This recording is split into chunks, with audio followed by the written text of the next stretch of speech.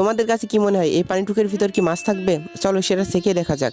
চারিদিকে তো পানি শুকিয়ে গেছে, আর মাত্র এইটুকু পানি আছে, মাছ তো থাকারই কথা।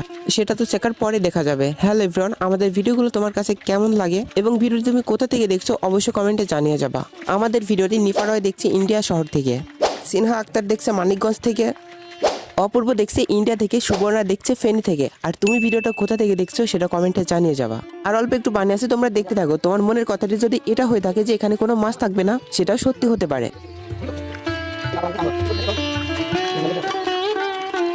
আমাদের শেখা হয়ে গেছে, এর ভিতরে শুধু বাঁশের পাতা। চলো এবার মাছগুলোকে আমরা খুঁজে বের করি। অলরেডি আমরা 2টা মাছ পেয়ে গিয়েছি, দেখি আর কয়টা মাছ পাওয়া যায়।